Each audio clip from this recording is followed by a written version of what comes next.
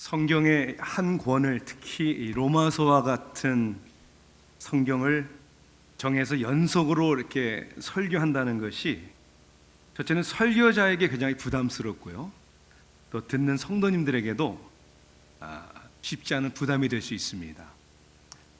설교자의 부담은 본문의 선택의 여지가 없잖아요. 그냥 매주 주어진 본문으로 내용이 쉽지 않고 해석하기 어려운데도, 이 설교를 준비하기에 만만치 않은데도 계속 해야 되니까 이제 그러한 부담스러움이 있고, 성도님들의 입장에서도 부담스럽고 어려울 수도 있죠. 설교가 어렵다, 듣기가 참 이해하기가 힘들다라고 성도님들이 생각을 하실 때, 물론 준비하고 전하는 자, 설교자의 우선적인 책임이겠죠. 이런 말이 있어요. 용서받지 못할 죄는 지루한 설교다. 설교자가 책임이 있죠. 그런데 만약에 말씀을 이해하기가, 듣기가 힘들다 할 때, 듣는 성도님들의 입장에서 볼 때 이런 것도 있지 않을까요? 첫째는 신앙 수준이 아직 낮아서 잘 이해를 못할 수도 있는 겁니다. 그러니까 쉽고 재미있는 설교만을 선호한다는 것은 그만큼 어린아이의 신앙의 수준을 가지고 있기 때문이 아닌가도 생각해 봐야 하는 것이죠. 젖만을 먹고 단단한 음식을 먹지 못하고 싫어하는 거죠. 또한 두 번째는 이렇게 생각할 수 있습니다. 진리는 결코 쉽지 않습니다. 또한 재미있지만도 않습니다. 하나님의 진리의 말씀은 그 오묘해서 깊이 들어가면 들어갈수록 깨달음이 있고, 되새김질 할수록 은혜가 깊은 것이죠. 그래서 우리가 그냥 쉽고 재미있는 설교, 말씀만 편식하지 말고 단단한 영의 양식으로 깊이 들어가야 될 줄로 믿습니다. 이렇게 제가 서두에서 하는 얘기는 오늘 본문도 쉽지 않기 때문입니다. 여섯 번째, 제가 로마서 말씀을 증거하고 있는데요, 오늘 본문은 2장 17절부터 29절까지 말씀이 됩니다. 로마서 2장 17절부터 29절까지를 하나님의 말씀을 제가 봉독하겠습니다.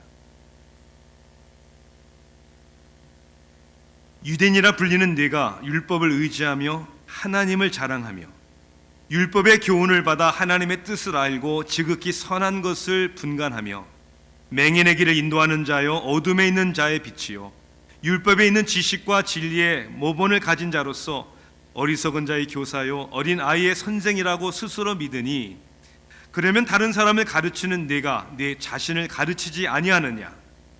도둑질하지 말라 선포하는 네가 도둑질하느냐? 간음하지 말라 말하는 네가 간음하느냐? 우상을 가증히 여기는 네가 신전 물건을 도둑질하느냐? 율법을 자랑하는 네가 율법을 범함으로 하나님을 욕되게 하느냐? 기록된 바와 같이 하나님의 이름이 너희 때문에 이방인 중에서 모독을 받는도다. 내가 율법을 행하면 할례가 유익하나 만일 율법을 범하면 네 할례는 무할례가 되느니라. 그런즉 무할례자가 율법의 규례를 지키면 그 무할례를 할례와 같이 여길 것이 아니냐? 또한 본래 무할례자가 율법을 온전히 지키면 율법 조문과 할례를 가지고 율법을 범하는 너를 정죄하지 아니하겠느냐? 무릇 표면적 유대인이 유대인이 아니요 표면적 육신의 할례가 아니니라. 오직 이면적 유대인이 유대인이며 할례는 마음에 할지니 영에 있고 율법 조문에 있지 아니한 것이라. 그 칭찬이 사람에게서가 아니요 다만 하나님에게서니라. 아멘. 세상에서 가장 큰 종교, 가장 많은 신도들이 따르는 종교는 어떤 종교일까요? 통계를 보면 전 세계 기독교인이라는 인구는 약 21억이라고 합니다. 그 다음에 이슬람교는 약 현재 13억 정도, 힌두교는 9억, 불교는 3억 9천 정도, 유대교는 3,400만 정도 된다고 합니다. 세계 인구의 75%가 이 5대 종교를 다 추종한다고 합니다. 그리고 2075년이 되면 이슬람교가 세상에서 가장 큰 종교가 될 것이다. 이렇게 말합니다. 그런데 이 세상에서 가장 큰 종교는 이 5대 종교 중에 하나가 아닙니다. 기독교도 아니고 이슬람도 아닙니다. 이 가장 큰 종교는 지금도 가장 크지만 옛날에도 가장 컸고 앞으로도 이 종교가 가장 클 것입니다. 어떤 종교냐고요? 도덕주의라는 행위를 믿는 종교입니다. 사실 세상의 모든 종교는 겉으로 볼 때는 그 모양이, 그 믿음의 대상이 다른 것 같지만 그 중심을 보면 한마디로 행위 중심이라고 할 수 있습니다. 결국은 무엇을 해야 하고 또 무엇을 하지 말고, 하고 하지 않는 행위로 말미암아 신의 은총을 받고 결국 나름대로 구원도 받을 것이다. 즉 인간의 행위를 강조하는 것이죠. 네, 로마서의 주제는 복음의 능력입니다. 행위가 아니라 예수 그리스도를 믿는 모든 사람에게 구원을 주시는 하나님의 능력이다.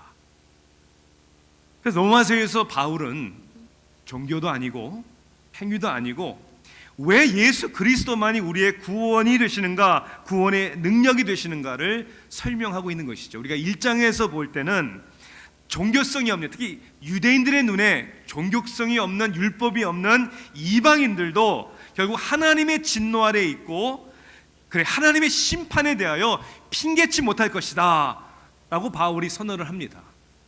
우리가 지난주부터 본 이제 2장에서는 율법이 있다, 우리는 종교적이다 라고 자랑하는 유대인들도 핑계치 못할 것이다. 다시 얘기하자면 하나님의 심판이 그들에게도 진리대로 임할 것이다 라고 말합니다. 왜요? 율법이 있어요. 선과 악을 따집니다. 뭘 해야 하고 선한 것이 무엇인지를 알고 있지만은 그것을 다 지키지도 못하고 그 율법으로는 구원을 얻을 수 없기 때문이다. 2장 13절에는 그래서 이렇게 얘기합니다. 하나님 앞에서는 율법을 듣는 자가 의인이 아니요 오직 율법을 행하는 자가 자라야 의롭다 하심을 얻으리니. 자, 이 말씀을 보면 행함으로 의롭게 된다는 의미가 아닙니다. 그것이 아니고 율법이 있다고, 그리고 율법을 자랑하는 유대인들조차도 율법을 온전히 행하지 않기 때문에, 아니 행할 수 없기 때문에 도덕주의로는, 행함으로는 하나님 앞에 의롭담을 받을 사람이 하나도 없다. 이방인이나 유대인이나 다 그렇다라고 말하는 것이죠. 자, 그런데 이 로마서가 쓰여진 그 당시에도 그렇게 착각하는 사람들이 있었는데 오늘날 이제 2000년이 지난 지금에도 안타깝게도 교회 안에서조차 이런 허망한 도덕주의에 빠져 있는 사람들이 많다는 겁니다. 그래서 우리는 오늘 말씀을 통해서 왜 행함은 절대로 인간을 구원할 수 없는가, 그리고 결론적으로는 왜 그리스도만이 오직 우리의 구원의 소망이 되는가를 우리가 깨닫기를 원합니다. 자, 그러기 위해서 오늘 먼저 우리는 도대체 도덕주의, 행함을 중심으로 한 도덕주의가 뭔가의 정의를 우리가 한번 따져보고 이해를 해보는 것이 중요합니다. 자, 여기서 우리는 도덕성이라는 morality, 그것과 도덕주의, moralism, 여기에는 차이가 있다는 것을 우리가 알아야 합니다. 도덕성은 좋은 것입니다. 우리에게 필요한 것입니다. 우리가 살아가는 데 있어서 옳고 그름을 따져야 되잖아요. 무엇이 선하고 무엇이 악한지를 따지고 나름대로의 기준을 세우는 도덕성은 중요하고 필요한 것입니다. 자, 그런데 이 도덕성을 잘못하면 도덕주의로 빠지게 한다는 거예요. 여기에는 큰 위험이 있습니다. 어떤 위험이 있냐면 첫 번째는 도덕성을 절대화하는 위험이 있는 거예요. 절대화할 수 없어요. 왜냐하면 우리 인간의 죄악성 때문이 아닙니까? 사람마다 그 도덕성의 기준이 달라요. 또한 인간은 연약하기 때문에 옳다라고 인정하는 것을 지속적으로 끝까지 그리고 온전하게 다 지키지도 못합니다. 그래서 도덕성은 절대화할 수가 없는 거예요. 자, 더 큰 위험은 도덕성을 신격화하는 겁니다. 도덕성을 신격화하면 안 됩니다. 그러니까 이 도덕성을 신격화하는 것이 도덕주의입니다. moralism.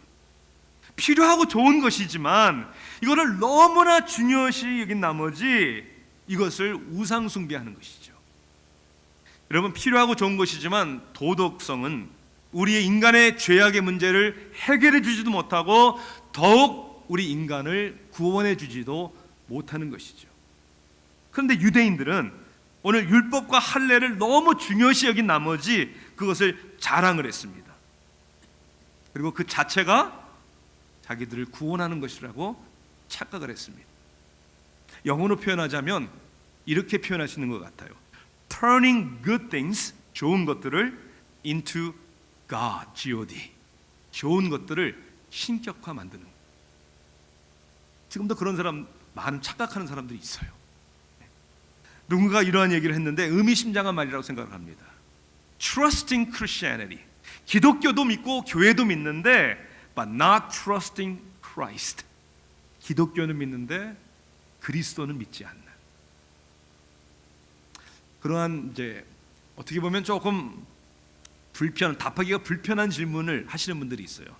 목사님, 천주교회는 구원이 있습니까, 없습니까? 특별히 이제 요즘에 여러 가지 사회적인 이슈가 있는 그런 교단들이 있잖아요. 동성 결혼, 동성 연애를 인정하는 교단들이 있습니다. 목사님, 그런 교단에는 구원이 있습니까, 없습니까? 저는 그런 질문이 어떠한 의미인지를 이해를 충분히 하지만 그 질문의 초점은 잘못된 것이라고 저는 생각을 합니다. 자, 이렇게 한번 그러면 질문해 볼까요? 자, 여러분 대답해 보세요. 우리 새 교회가 속한 교단은 무슨 교단입니까? 다 같이 큰 소리 시작. PCA, 네. Presbyterian Church in America, 미국 장로교회. 자, 그러면 물어볼게요. 정말 성경을 유일한 하나님의 말씀이라고 믿는 우리 교단, 그리고 건강한 교리를 추구하는 PCA 교단에 구원이 있습니까, 없습니까? 잘 대답하셔야 돼요. 대답하지 마세요. 제가 더 이렇게 질문해 볼게요. 여러분이 섬기는 아틀란타 새교회에는 구원이 있습니까, 없습니까? 이것도 대답하지 마세요. 잘못 대답할까 봐요. 대답은 구원이 없습니다. PCA 교단에도 구원이 없고 아틀란타 새교회에도 구원이 없습니다. 그럼 어디에 구원이 있습니까? 오직 예수 그리스도 안에서만 구원이 있습니다. 그러니까 어디에 구원이 있느냐라는 질문은 초점이 잘못된 질문이에요. 무슨 의미인지는 알지만은, 그러니까 더 중요한, 더 유효한 질문은, 더 중요한 질문은 구원의 소망이신 복음에 제시된 예수 그리스도를 아틀란타 새교회는 가르치고 증거하느냐가 중요한 것이고, 우리 교단은 그러한 복음을 외치는 교단이냐가 중요합니다. 구원이 있느냐 없느냐가 아니라 그 예수를 증거하고 가르치는 교회인가, 교단인가. 많은 사람들이 좀 더 가까이 우리가 적용해 보자면 이렇게 얘기하잖아요. 우리 가정은 몇 대째 기독교 가정입니다. 할렐루야, 감사합니다. 거긴 구원이 없습니다. 저 모태신앙이거든요. 어렸을 때부터 교회를 다녔습니다. 감사할 일이죠. 거기에도 구원이 없습니다. 저 교회 열심히 다녀요. 나름대로 착하게 산다고 노력하고 있습니다. 거기에도 구원이 없어요. 저 세례도 받았는데요, 거기에도 구원이 없어요. 몇 세대를 예수 믿는 가정이 있다면 감사해야 될 일이고, 모태신앙이면 부모님을 감사해야 될 일이고, 교회도 열심히 다니고 착하게 살려고 노력도 해야 되지만, 다 좋은 것이지만 그것이 우리를 구원하는 것이 아니라 오직 예수 그리스도만이 우리를 구원하는 것이다. 예수를 믿고 구원을 받았기 때문에 우리가 이렇게 산다. 도덕주의가 뭔지를 우리가 알아야 합니다. 크게 두 번째는 도덕주의에는 능력이 없습니다. 무능력합니다. 왜 도덕주의는 우리를 구원하지 못하는가? 착하게 열심히 살려고 노력하는데 왜 그것으로는 구원받을 수가 없는가? 오늘 본문을 보니까 유대인들은 자랑하는 것이 많았어요. 뭘 자랑했죠? 자, 오늘 말씀을 보면 스스로 믿으니라고 20절에는 말했는데요, 영어 성경에는 원어에 보면 만약에 if라는 단어를 써요. 그러니까 그들을 챌린지하는 거예요. 도전하는 거예요. 너희들은 그렇다고 얘기한다면, 이런 얘기예요. 그들이 뭐라고 얘기를 했냐면, 자 17절 보니까 유대인이라 불리는 내가 그랬어요. 자신들은 유대인이라는 것을 굉장히 자랑스럽게 여겼단 말입니다. 또한 율법을 의지하며 그랬잖아요. 율법을 의지한대요. 또 하나님을 자랑하고, 즉 나는 하나님과 관계가 있어, 우리는 하나님이 택한 백성들이야, 이런 걸 자랑한다는 거죠. 18절에 보니까 지극히 선한 것을 알며 또 율법의 교훈을 받고, 그 다음에 인도하는 자여 어둠에 있는 자들의 빛이라, 그런 자부심을 갖고 있는 거예요. 여러분, 그것 자체가 나쁜 거 아닙니다. 저 유대인으로서의 어떠한 자부심을 갖는 것 중요하죠. 율법이 있다는 것 감사할 일이죠. 그런데 문제가 뭐냐면 여기에 2번 이상이나 나오는 표현이에요. 그것을 자랑하고 있다는 거예요. 자랑하고 있다는 얘기는 그것이 너무나 중요하다는 것이죠. 어떻게 보면 그것이 자랑스럽고 중요하다는 것은 그 어느 것보다 나는 이것을 믿습니다 라고 생각하는 것이죠. 그런데 23절을 보십시오. 율법을 자랑하는 내가, 자랑하는 건 좋아요. 그것이 전부인 줄, 최고인 줄 아는 거 중요해요. 내가 율법을 범함으로 하나님을 욕되게 하느냐, 이렇게 얘기를 해요. 그러니까 유대인들은 무엇이 선한지를 알고 그것을 믿고 그것을 가르치기도 했지만 21절 22절에 뭐라고 얘기를 합니까? 도둑질하지 말라 선포하는 내가 도둑질하느냐, 간음하지 말라 말하는 내가 간음하느냐, 우상을 가증히 여기는 내가 신전 물건을 도둑질하느냐. 여러분, 그렇지 않아요? 내가 무엇을 안다는 것과 옳은 것을 아는 것과 그렇게 사는 것은 별개의 문제예요. 안다고 다 되는 게 아니잖아요. 도덕주의는 내가 뭘 안다, 여기는 능력이 없는 거예요. 그렇게 살 수 있는 능력도 없다는 거예요. 자, 왜냐하면 행함의 도덕주의는 오늘 본문을 보면 죄를 해결하는 것이 아니라 죄를 감추고 덮으려고 하는 것이 있기 때문에 죄의 문제를 해결하는 게 아니란 말이에요. 도덕주의는, 행함은 우리 죄악의 본질적인 문제를 해결해 주지 못합니다.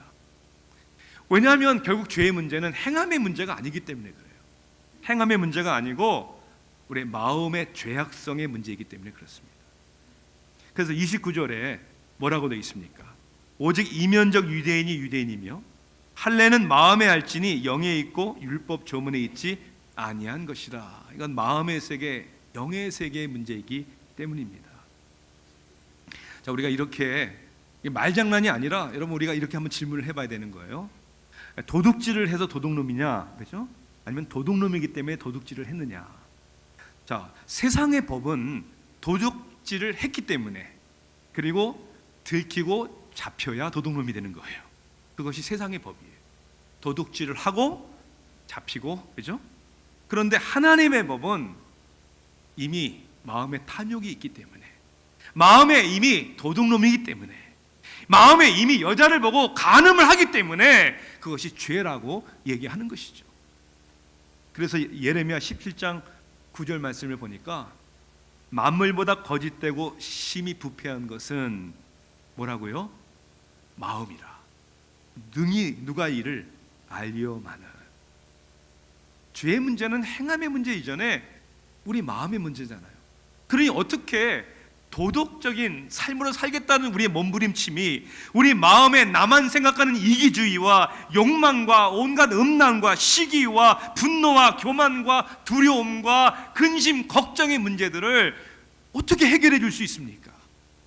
해결해 주지 못하죠. 그것을 그냥 덮고 감추려고 하는 것이죠. 자, 또한 행함의 도덕주의의 문제는 능력이 없을 뿐만이 아니라 죄의 문제를 해결해 줄 뿐만 아니라 더 큰 죄를 짓게 만듭니다. 그게 오늘 성경이 그렇게 얘기하고 있어요. 그래서 2장 1절에 유대인들을 향하여 사도 바울이 뭐라고 말씀을 시작합니까? 남을 판단하는 사람아. 아니, 자기도 지키지 못하면서 결국 다른 사람들 보면서 너 왜 이렇게 사니? 너는 왜 그렇게 사니? 이방인들을 판단하고 정죄를 합니다. 그러니까 이 율법주의는, 결국 이 도덕주의는 사람을 하나님 앞에, 사람들 앞에 교만하게 만들고 우월주의에 빠지게 하고 다른 사람들을 판단하고 정죄하게 하는 것이죠. 그래서 오늘 우리는 나는 참 복음을 있는 신자인가, 아니면 교회는 다니지만 복음을 알고 있는 것 같지만 여전히 행함주의에, 도덕주의에 빠져 있지는 않는가를 스스로 분별해보고 생각해봐야 되는 것이죠. 교회를 다니지만 도덕주의에 빠진 사람들은 두 가지의 특징이 있어요. 첫째는 머리신자예요. 머리신자. 많이 들어왔기 때문에 다 알아요. 뭘 물어보면 답도 척척 할 수 있어요. 그런데 지식에 불과한 거예요. 하나님을 신뢰하지 않습니다. 순종하지 않습니다. 디모데후서 3장 5절 말씀처럼 경건의 모양은 있지만 경건의 능력은 부인하는 사람들입니다. 여러분들은 머리신자는 아닙니까? 두 번째는 율법주의자입니다. 자기도 그렇게 못 살면서 다른 사람들을 무시하고 판단하고 정죄합니다. 도덕주의는 인간의 행함 중심은 우리를 구원하지도 못하고 우리를 변화시키지도 못합니다. 자, 근데 끝으로 한 번 더 나가서 도덕주의는 우리를 구원하지 못할 뿐만 아니라 결과는 너무나 비극적이고 더욱 악해지는 것입니다. 우리를 구원을 해주지 못할 뿐만 아니라 더 하나님 앞에 비극적이고 악을 행하게 된다니까요. 저는 오늘 본문에서 간단히 보니까 네 가지가 나오는 것 같아요. 첫째는 사람들에게 하나님을 욕되게 한다. 그렇게 되어 있잖아요. 23절에 하나님을, 율법을 자랑하는 내가 율법을 범함으로 하나님을 욕되게 하느냐. 차라리 율법을 자랑하지도 말고 나 교회 다녀요 이런 거 자랑하지도 말아야 되는데 자랑을 하면서 그렇게 살지 못하니까 하나님을 욕되게 하는 것이죠. 소위 믿는다고 하는 사람들이 자신들이 믿는 대로 살지도 못하면서 교만과 우월주의에 빠져서 남을 판단하고 정죄하니까 사람들에게 하나님을 욕되게 하는 것이죠. 그러니까 우리가 얼마나 그런 손가락질을 많이 받습니까? 아니, 하나님을 믿는 사람들이 왜 저래? 이런 얘기 많이 듣잖아요. 시카고 다운타운에서 매춘녀죠. 자신의 몸을 팔면서 이제 자기 어린 아이 하나를 키우는 그런 한 여인이 있었습니다. 그러니까 얼마나 힘들어요. 마음의 갈등도 죄책감도 많고 정말 세상 살기 힘들고 아이를 볼 때도 미안하고. 이 여인이 지인에게 자기의 고민을 이제 털어놓은 거예요. 어느 날 어떻게 했으면 좋을지 모르겠다고. 그 지인은 자기도 이제 신앙생활을 하지 않는데 너무 답답하니까 이렇게 권면을 한 거예요. 그럼 교회라도 한번 가보면 어떻겠냐고. 교회라도 한번 가보면 어떻겠냐고. 그 권고를 받은 이 여인이 이렇게 얘기를 했대요. 교회? 그렇지 않아도 힘들어 죽겠는데 교회 가면 나 더 힘들잖아요. 왜 안 가? 여러분 잘 들으세요. 적어도 그 여인의 생각과 눈에는 교회가 어떤 것으로 알고 있는 거예요. 적어도 그 교회가 믿는 하나님은 어떤 하나님이라고 알고 있는 거예요. 사랑과 은혜의 사람들이 아니라 자기가 같은 사람들을 무시하고 업신여기고 판단하고 정죄한다고 생각하는 것입니다. 예수님은 수고하고 무거운 짐진 자들아 다 내게로 오라. 내가 너희를 쉬게 하리라 말씀했는데 수고하고 무거운 짐진 자들을 사랑하지 못하고 오히려 무시하고 판단하고 정죄하는 이것이 율법주의고 도덕주의입니다. 하나님의 자녀답게 거룩하게 살라고 했는데 그렇게 살지도 못하고 욕심과 쾌락과 정령으로 타협하며 살아가는 사람들, 이것이 율법주의적 도덕주의적인 사람들의 모습입니다. 하나님의 거룩한 자녀들이요 예수를 따르는 제자들답게 하나가 되라고 해는 시기와 질투와 다툼과 분쟁이 가득한 것은 결국 도덕주의적 율법주의적인 사람이 되기 때문입니다. 하나님을 욕되게 하면 안 되겠습니다. 두 번째는 사람들에게 도덕주의는 하나님을 잘못 전하게 합니다.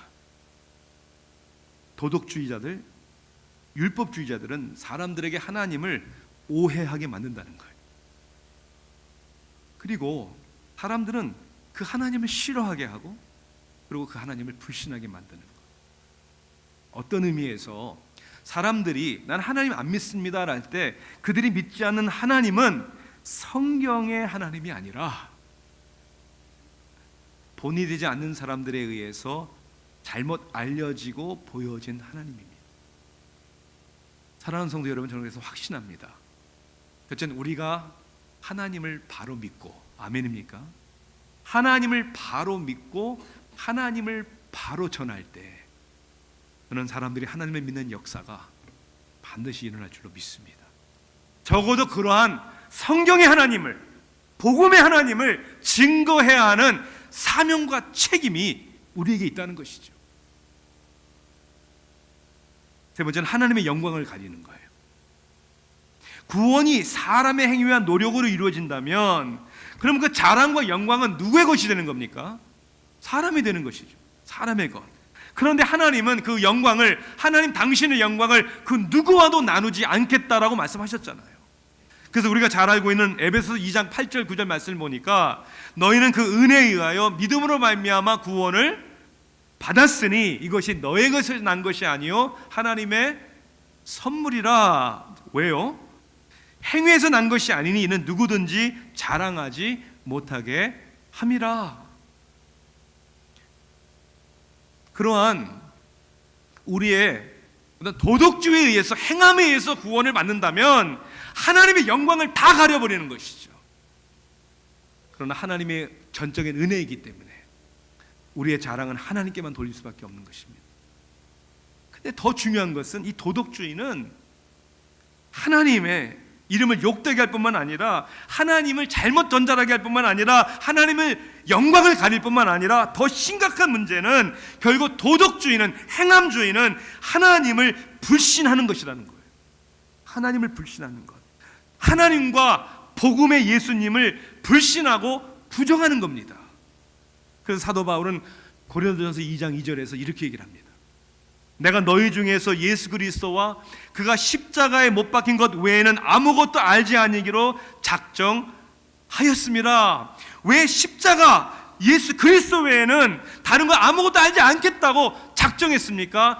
그 길만이 구원의 길이기 때문입니다.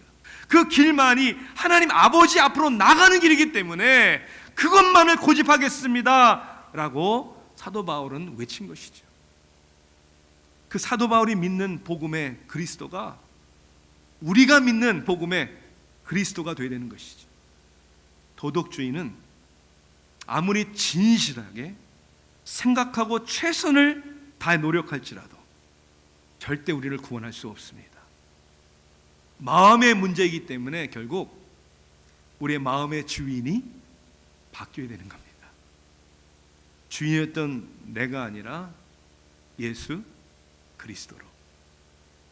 그런데 행위 중심이 아니고 도덕주의가 아니고 우리는 하나님의 은혜 중심입니다 라고 말을 하면서도 보면 우리가 모르는 사이에 하나님 중심이 아닌 내 중심의 신앙 고백을 할 때가 참 많다는 거예요. 특히 언제? 우리가 찬양할 때 보면 많이 그런 것 같아요. 자, 우리가 이런 찬양 많이 드리잖아요. 내가 주인 삼은 모든 것 내려놓고 내 주 대신 주 앞에 나가. 주어가 누굽니까? 나예요, 나. 내 구주 예수를 더욱 사랑. 주님 뜻대로 살기로 했네. 여러분, 이건 나쁜 건 아니에요. 아니, 그렇게 살아야 되는 거예요. 맞습니다. 그런데 이것은 신앙의 열매이지 우리의 신앙의 고백은 아니라는 거예요. 내가 모든 우상 숭배, 내가 사랑하는 걸 내려놓아야 합니다. 신앙의 열매로. 그리고 주님을 더욱 사랑해야 합니다. 그리고 주의 뜻대로 살아야 합니다. 그런데 이것은 우리의 신앙의 열매지 신앙의 고백은 아니라는 거예요.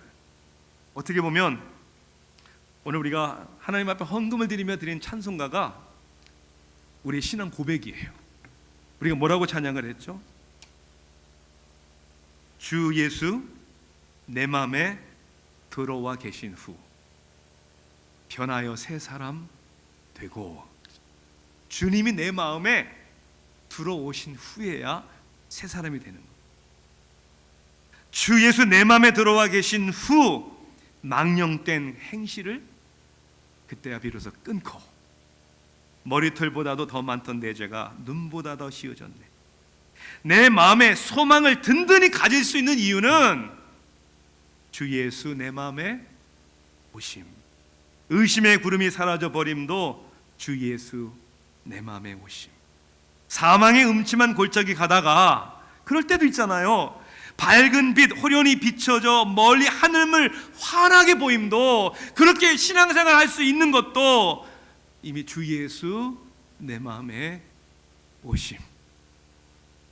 우리의 의지, 우리의 선택, 우리의 노력이 아니라 하나님이 우리를 찾아와 주시고 우리 만나 주시고, 예수님이 내 안에 나를 회심시켜 주시고 거듭나게 해주시고 믿을 만한 믿음을 선물로 주셨기 때문에 우리의 신분이 변하고 정체성이 변하고 가치관이 변하고 우리가 소원하고 바라는 삶의 비전이, 꿈이 하늘나라가 되고 변하게 되는 것이죠.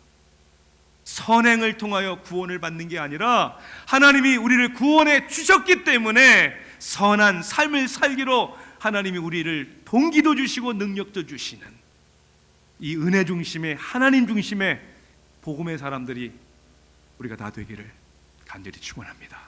기도하시겠습니다. 사랑의 하나님,